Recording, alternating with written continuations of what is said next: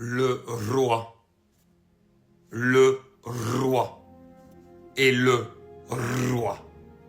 Je ne le fais pas en hurlant, parce que pour moi la fête elle est tout sauf au football aujourd'hui. J'ai déjà fait une vidéo sur ce qui s'est passé et qui est la pire image que l'Afrique pouvait dévoiler et je vais rester là-dessus. Mais j'étais juste obligé de faire une autre vidéo pour le roi. Pas parce qu'il gagne la CAN avec le Sénégal, non, pas à cause de ça. Mais par le geste qu'il a eu aujourd'hui. Le geste de leader, le geste de légende vivante. J'en ai des frissons rien que d'en parler. Parce que ce que Sadio Mané a fait, au moment où son entraîneur a demandé à tous ses joueurs de quitter le terrain, c'est tout simplement le comportement d'une légende. D'un gars exemplaire dans le monde du football. Il est top 3 des légendes africaines et sans aucune discussion possible. Sadio Mané, qui est allé à l'encontre de son entraîneur et qui est parti chercher ses propres joueurs dans le vestiaire pour leur dire « On y va, on va sur le terrain comme des hommes et on termine comme des hommes ». Mais si ça, ce n'est pas le geste d'une grande et d'une immense légende, alors qu'est-ce que c'est? Il a été à l'encontre de tout son staff, de tous ses coéquipiers, et il leur a dit « On retourne sur le terrain ». Et finalement, l'avenir lui dira que ça lui aura permis de remporter une deuxième CAN, même si c'est dans des conditions catastrophiques. Mais juste pour son geste, acclamez tous le roi. Le roi est le roi. Bravo pour ça, et ce sera ma seule vidéo, parce qu'aujourd'hui, malheureusement sur une finale comme ça, et ça le gâche, comme je l'ai dit sur la vidéo d'avant, pour le Sénégal comme pour le Maroc, l'arbitrage nous a complètement gâché cette compétition. Et qu'elle se termine de la sorte, c'est tout simplement horrible. Sadio Mané ce soir, déjà que c'était une légende, alors là aujourd'hui il a mis tout le monde d'accord. S'il n'avait pas été là pour demander à ses coéquipiers de revenir sur le terrain, le Sénégal n'aurait peut-être pas gagné. Et en ce qui concerne Brahim Diaz, je pense qu'il va s'en vouloir pendant longtemps, qu'il ait fait exprès ou non, il va s'en vouloir. Obtenir un pénalty à la 97e minute, même si oui il y a eu des polémiques, comment tu peux faire une panenka? Et le pire dans tout ça c'est que c'est lui-même qui part demander le ballon pour tirer le pénalty, donc à quel moment il ferait exprès de le rater? Et j'ai même envie de dire, cet arbitre là peut le remercier, parce que s'il avait marqué ce pénalty là et que le Sénégal perdait ce match là, je me demande bien comment il serait rentré chez lui, parce que ça allait faire parler. Juste après le raté de Brahim Diaz, il y a Pep Gueye encore une fois qui vient délivrer le Sénégal sur une magnifique action où encore une fois Sadio Mané était impliqué. Le gars vient allumer les cages, but. Et comme vous pouvez le voir ici les amis, le Maroc connaît donc sa première défaite depuis le 14 novembre 2009. Depuis cette date là, ils enchaînaient des victoires. Il a fallu qu'ils tombent sur une équipe du Sénégal qui s'est pas laissé faire. Cependant, malgré toutes les polémiques, c'était quand même une très belle finale. Tactiquement parlant, dans le jeu on s'est régalé. Les deux équipes ont eu un très beau parcours. Et d'ailleurs, il y a Pep Gueye qui termine homme du match ce soir, c'est totalement mérité. Grosse force à Yassine Bounou qui a tout donné pour le Maroc aujourd'hui, les arrêts de malade qui sortaient, surtout en première mi-temps. Mandji également a répondu présent, franchement chapeau à eux. Bref, je sais pas ce que vous avez pensé du match, mais dites-moi tout ça en commentaire. Par le jeu, il demande à tout le monde de revenir, ça c'est un geste formidable de Sadio Mané. C'est très très fort. Quel homme. Oublions le joueur pour une seconde. Prenons l'homme en considération, tout ce qu'il fait déjà. D'accepter et de dire que ça ne sert à rien. Il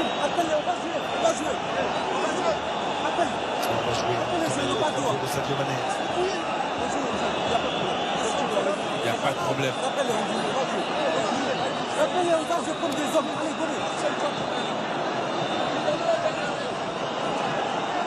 Ça me donne les frissons, Xavier. J'ai les frissons honnêtement parce que il la cherche aussi cette canne, il avait annoncé. Le gardien sénégalais a pris la parole concernant le raté de Brahim Diaz et il n'a vraiment pas mâché ses mots. Mais avant ça les amis, comme vous pouvez le voir, l'entraîneur sénégalais et l'entraîneur marocain ont failli se battre. Pape Thiaw ne voulait vraiment pas rigoler avec Walid Regragui. Il est venu, il a salué vite fait et il s'est barré. Walid Regragui n'a pas trop compris le comportement, il a voulu arrêter mais l'entraîneur sénégalais ne voulait rien savoir. Le membre du staff sénégalais qui parlait avec Walid Regragui a été obligé de le tirer pour le ramener. Mais malgré ça, il voulait rien savoir. On sait pas ce qu'il a contre Walid Regragui, mais même Yassine Bounou était choqué. Et d'ailleurs à la fin du match, l'entraîneur sénégalais a regretté d'avoir demandé à ses joueurs de quitter le terrain. Il dit: je n'ai pas du tout apprécié que j'ai pu dire à mes joueurs de sortir du terrain. Je m'excuse auprès du football. Après réflexion, je les ai fait revenir. Parfois on peut réagir à chaud, mais on accepte les erreurs de l'arbitre. On présente nos excuses au football, pas au Maroc, au football. Et en ce qui concerne le raté de Brahim Diaz, Edouard Mandji n'a pas mâché ses mots. Il dit: il a tenté, il voulait marquer. J'ai essayé de rester le plus longtemps possible sur mes appuis et ça nous a souri. J'ai le crédit de l'arrêter, c'est tout. Vous croyez vraiment qu'à une minute de la fin, avec un pays pays qui attend un sacre depuis 50 ans, on peut faire exprès de rater. Et effectivement les amis, moi je crois pas du tout à la théorie qui dit que Brahim Diaz a fait exprès. Et comme je l'ai dit sur YouTube, s'il voulait vraiment rater, il aurait tiré hors des cages. Parce que là il a voulu tenter une panenka comme Zinedine Zidane en 2006. Mais malheureusement pour lui ça n'a pas marché. Mendy voulait partir à gauche mais il est resté un peu plus longtemps au milieu. C'est juste dommage. Mais c'est tellement étrange. C'était quoi le délire des Marocains avec les serviettes du gardien? Et le pire, c'est que c'est Saïbari lui-même et Hakimi que je vais vous montrer juste après qui sont venus récupérer les serviettes. Là, on voit un supporter sénégalais qui protégeait la serviette de Mendy. Saïbari, lui, était arrêté là devant le supporter. Il attendait juste qu'il dépose la serviette. Pourquoi, vous allez me demander? Je ne sais pas. Il a fallu qu'un membre du staff vienne l'appeler pour qu'il parte. Regardez maintenant ce qui va se passer jusqu'au bout. Dès que le supporter sénégalais a posé la serviette, il y a plusieurs jeunes Marocains qui sont venus la récupérer. Et ce qui est énervant à voir, c'est que c'était pendant le match. Regardez, le match était en cours encore. La sécurité a même été obligée de s'en mêler. Regardez, le supporter est revenu récupérer la serviette. Ils lui ont poursuivi. Regardez. Apparemment, ils l'ont trimballé par terre pendant que le match était en cours. Est-ce que ça c'est normal? Regardez, manger un match. Franchement, c'est toutes ces choses-là qui dégradent l'image du football africain. Et juste avant eux, c'était Hakimi qui est venu récupérer la serviette. Et directement, il y a un joueur sénégalais qui est venu la récupérer. Parce que je pense que dans le vestiaire, ils ont prévenu les joueurs sénégalais qu'il y avait des vols de serviettes. C'est quoi cette histoire? Franchement, pourquoi faire? Et pour terminer les amis, ici on a les 3 meilleurs joueurs de la compétition. Brahim Diaz termine meilleur buteur. Avec 5 buts inscrits au total, il aurait pu marquer le 6e aujourd'hui s'il marquait le penalty. Malheureusement pour lui, ça n'a pas été le cas, il l'a raté. Yacine Bounou termine meilleur gardien, c'est totalement mérité. D'autant plus qu'aujourd'hui encore une fois, il a fait des arrêts de malade. Et Sadio Mané bien évidemment termine meilleur joueur de la compétition.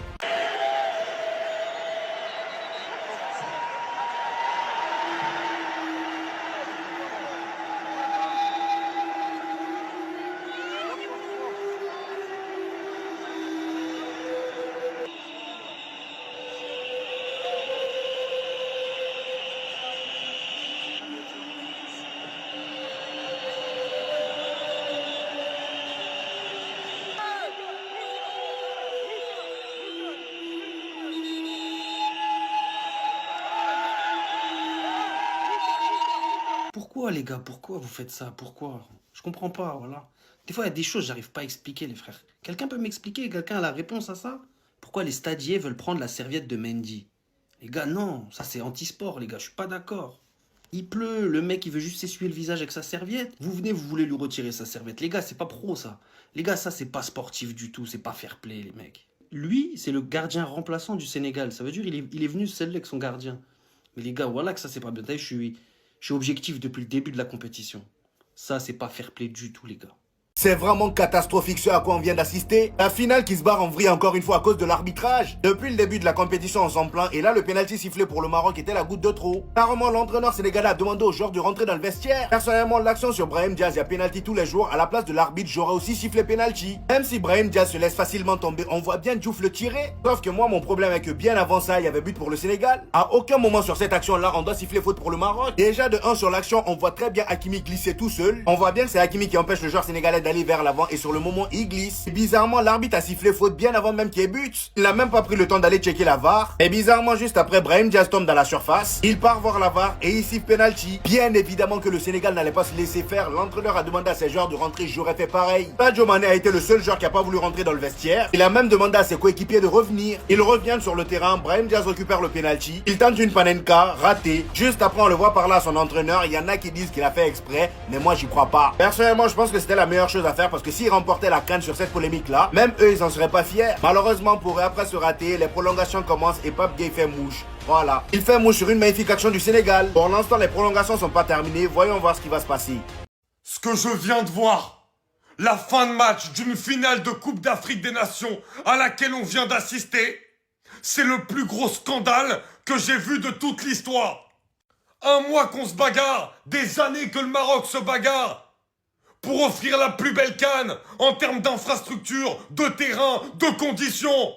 Et les images qui vont faire le tour du monde, c'est les images qu'on vient de voir maintenant. On vivait une CAN incroyable. Et les arbitres sont en train de nous la détruire. Nous sommes en train de vivre quelque chose de lunaire qui va mettre encore une image catastrophique sur l'Afrique. Alors qu'on avait tout pour que ça aille mieux. Alors qu'on avait tout pour que ça évolue. Et comme on l'a répété dans toute cette compétition, eh ben c'est l'arbitrage qui vient encore nous faire quelque chose de... J'ai même pas les mots pour le dire. Et je fais la vidéo avant la fin des prolongations Parce que peu importe qui gagnera aujourd'hui, le spectacle il sera complètement gâché. La question c'est pas il y a penalty, il y a pas penalty. C'est que tu vas voir la vidéo pour une action, mais pour celle d'avant tu vas pas la voir. Donc quoi qu'il arrive, les doutes tu vas les alimenter. Et quoi qu'il arrive, tu montres que c'est pas traité de manière égale. Et même pour le Maroc, surtout pour le Maroc, ça leur rend pas service. Des joueurs qui veulent rentrer dans le vestiaire, des conflits, des supporters qui se battent, des bagarres en zone mixte, des bagarres dans les tribunes de presse. C'est ça aujourd'hui que le monde va retenir de cette CAN. Et nous, ça fait un mois qu'on se bagarre pour vous la couvrir, pour vous apporter le meilleur. Mais je suis écœuré. J'ai même pas envie de voir les prolongations parce qu'on retiendra même pas le vainqueur. Et c'est la seule vidéo que je vous ferai aujourd'hui. Honte à vous. Voilà, c'est fait. Le Sénégal est champion d'Afrique 2 étoiles sous le maillot. Franchement, félicitations à cette belle équipe qui a démontré un football limpide, fluide, palpable, tangible, indiscutable. Les Marocains, avec la complicité des arbitres, ont voulu voler la coupe au tout-puissant sénégalais. Mais Dieu a tranché. Car Dieu n'aime pas le vol. Dieu n'aime pas les malfrats. Dieu n'aime pas les mafieux. Dieu n'aime pas les délinquants. Dieu n'aime pas les malfrats. Dieu n'aime pas les malhonnêtes. Dieu n'aime pas les voleurs. C'est pour ça que je dis toujours.